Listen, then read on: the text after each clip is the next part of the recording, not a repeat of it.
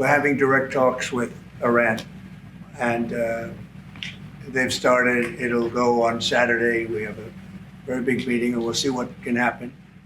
And I think everybody agrees that doing a deal would be preferable to doing the obvious. And the obvious is not something that I want to be involved with, or frankly, that Israel wants to be involved with if they can avoid it. So we're going to see if we can avoid it. But it's getting to be very dangerous territory. And hopefully those talks will be successful. And I think it would be in Iran's best interest if they are. Mr. President, have you been watching the markets today? Mr. President, are you open to pausing tariffs? Have you been watching the markets today?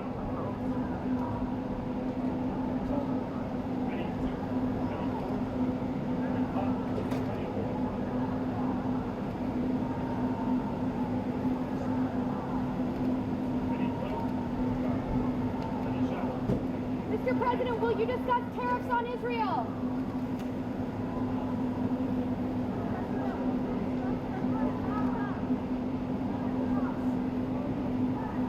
Mr. President, have you seen the markets today?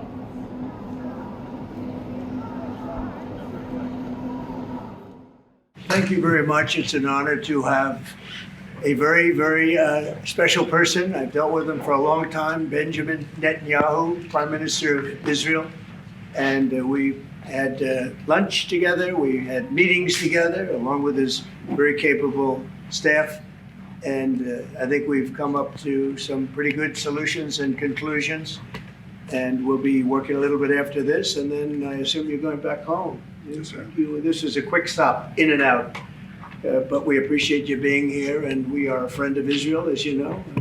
I would say that I'm by far the best president that Israel has ever even thought of seeing. And it's an honor to be so, and to be so thought of. And many friends in Israel. They are not in an easy area. It doesn't go easy, but we are helping them. And likewise, they've been helping us very much. And so we'll see how it all works out. But we had great discussions today, I think, on the obvious subject of Iran, and also the less obvious subject with respect to Israel, and that's trade. And I think the Prime Minister is going to tell you a little bit about trade and what they're doing for the United States. So I want to thank you all for being here. Thank you very much. And Thank you. Benjamin, thank you very much. Thank you, Thank you, Mr. President. Thank you, Don. Mr. President, I want to first thank you for inviting me again to the White House. You've been a remarkable friend of the State of Israel. You stand by us. You're standing with us. You are a great, great champion of our lives.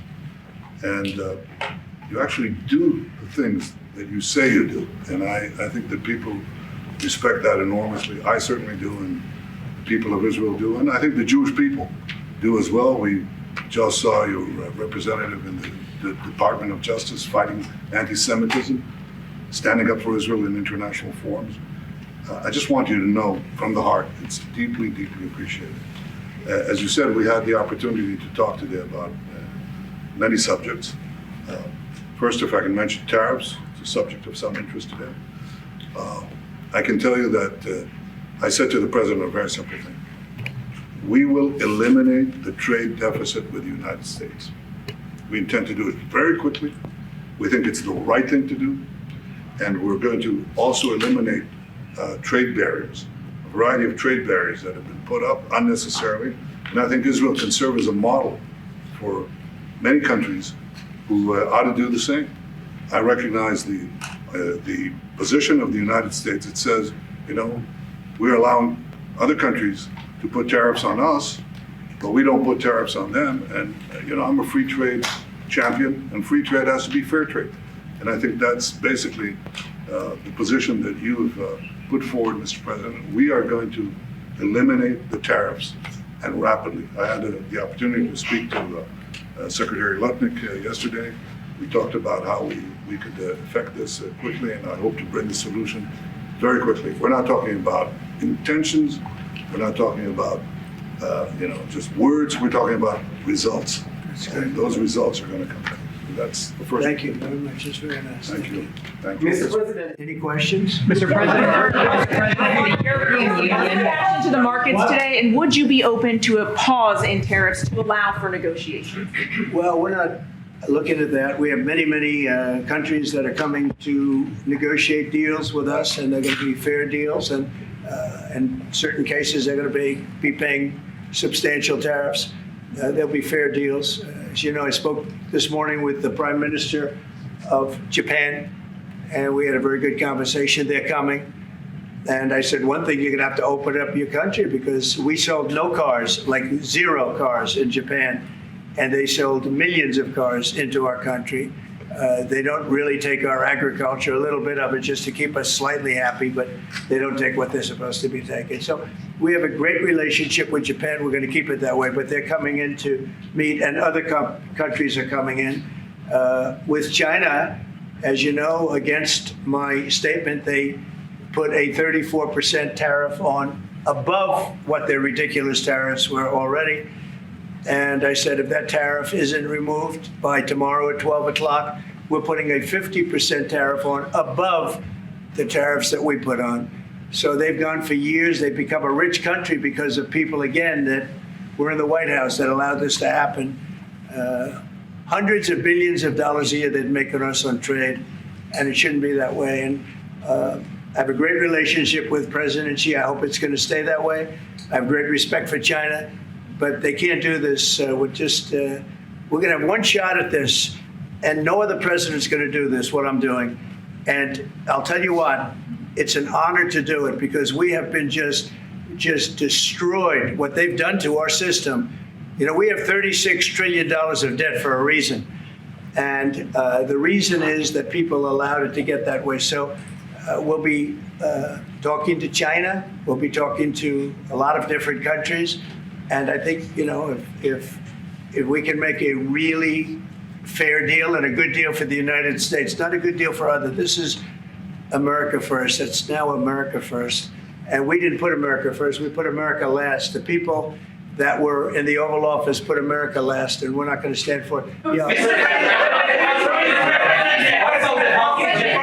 Mr. President, represent the U.S. in the talks with Iran. 2 questions. Do you expect any of these deals to be made before April 9th? And secondly, there have been some mixed messages from your administration. You're talking about negotiations, and yet others in your administration are saying that these tariffs are actually permanent. What is the action? Well, it could be. They can both be true. There can be permanent tariffs, and there can also be negotiations, because there are things that we need beyond tariffs. We need open borders. You know, we almost had a deal with China where we're going to open up China. It was almost done. Some of you remember it during my first term, and it was very disappointing. We ended up making a great deal. $50 billion worth of product was sold. $50 billion. You'd like that in Israel. And I made that deal, but it wasn't the deal that I wanted. It was the deal that I wanted was that, plus they were going to open up China so that our companies could go into China and compete with other countries and China for the, you know, for a large number of people. And at the very end, that deal was terminated, and we went to a piece of the deal. And so there are a lot of things outside of tariffs, but tariffs are very important. But there are a lot of things like opening up countries that were totally closed. China's essentially a closed country. In fact, it is a closed country. And what they do is they charge tariffs so that if you sell cars or if you sell anything, nobody's going to buy it because the price is out of control. But that's true with a lot of other countries also. So we're going to get fair deals and good deals with every country. And if we don't, we're going to have nothing to do with them. They're not going to be allowed to participate in the United States. How do you ensure, Mr. President, that these tariffs don't drive U.S. trading partners into the hands of the Chinese? I'm not worried about it. I'm not worried about it. If they want to be in the hands of the U.S., they don't want to be in the hands of the Chinese. And the Chinese have turned out to be really not very good at that. People that are with us, they're with us.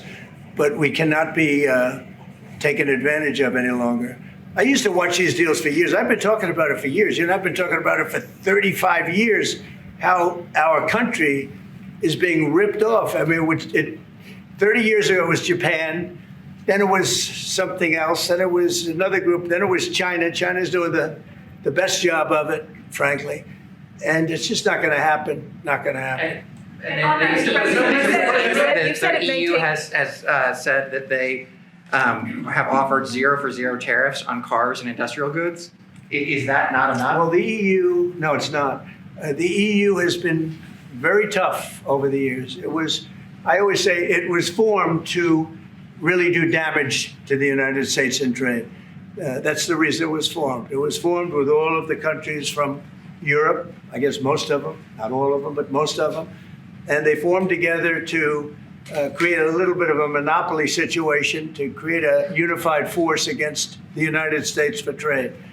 So they have NATO, which is largely the same countries, and they took advantage of us dollar-wise and militarily until I got there. You know, I was able to get $600 billion from NATO, where they paid NATO because most of these nations weren't even paying. We were paying for NATO, so we're paying them to guard them militarily, and they're screwing us on trade. So that's not a good combination. So now it's really turned around. It's the opposite, and the European Union's been very bad to us.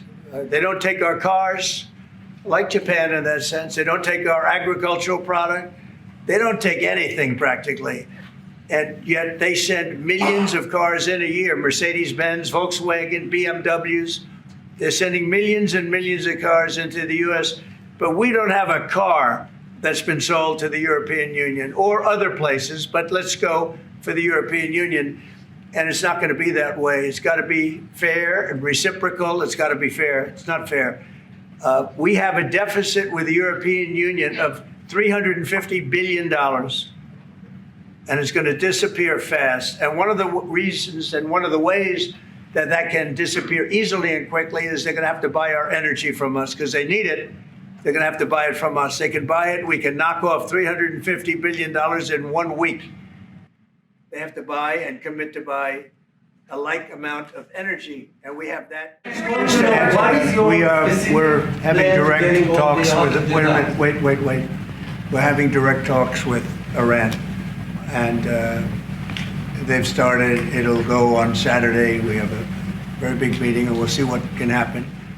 And I think everybody agrees that doing a deal would be preferable to doing the obvious. And the obvious is not something that I want to be involved with, or frankly, that Israel wants to be involved with if they can avoid it. So we're going to see if we can avoid it. But it's getting to be very dangerous territory.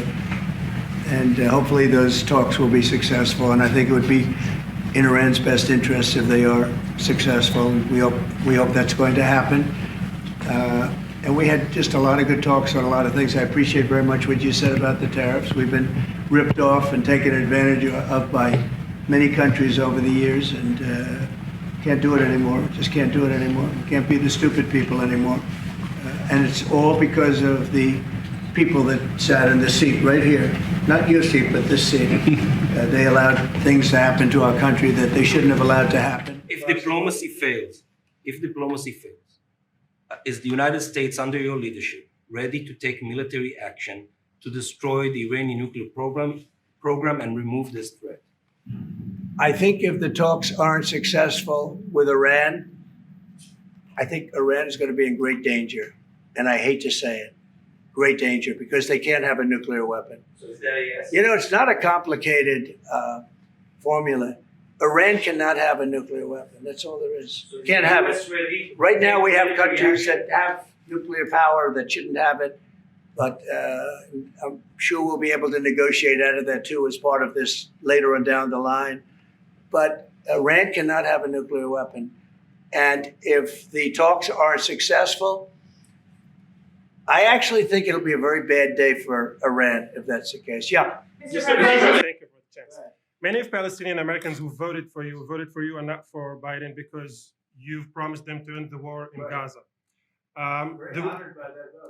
The war is still going on and there's no hostage deal. Well, I'd like to see the war stop, and I think the war will stop at some point that won't be in the too distant future. Right now we have a problem with hostages. We're trying to get the hostages out. We got quite a few of them out, but it's a long process. It shouldn't be that long. We are not going to relent, and it's only to get more unrelenting until the Houthis declare they will stop shooting at our ships. And we've been very clear with the Iranians as well. They should not continue to provide support to the Houthis, and that message has been made very clear. So we have a lot more options and a lot more pressure to apply, and we know, because we see the reports, how devastating this campaign has been in them, and we will not relent. This is the first time we hear that the U.S. is having a direct contact with the Iranians. Is it possible to give us some more information?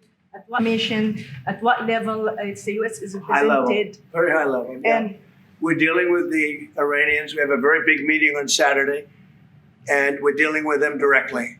You know, a lot of people say, oh, maybe you're going through surrogates or you're not dealing directly, you're dealing through other countries. No, we're dealing with them directly, and maybe a deal is going to be made. That'd be great.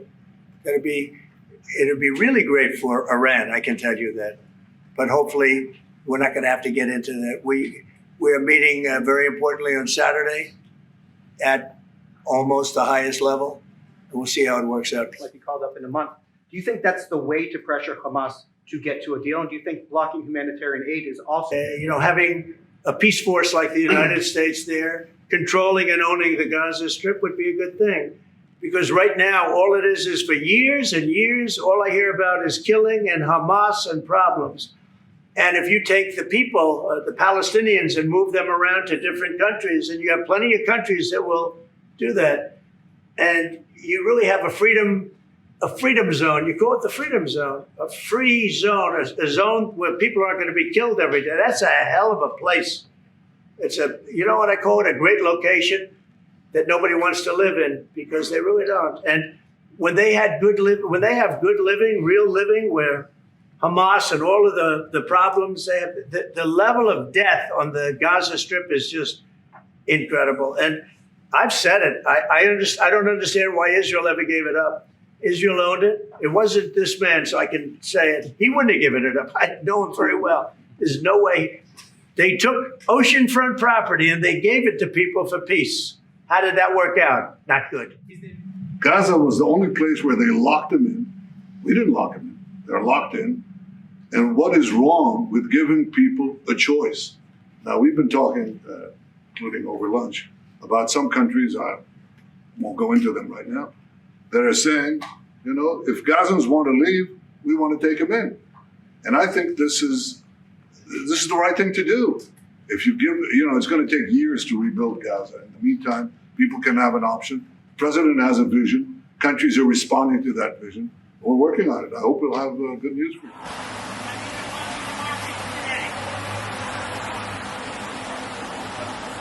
Ready two, ready doors, ready pop, ready go.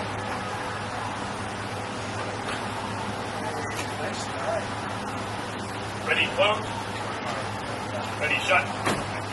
Ready, for march.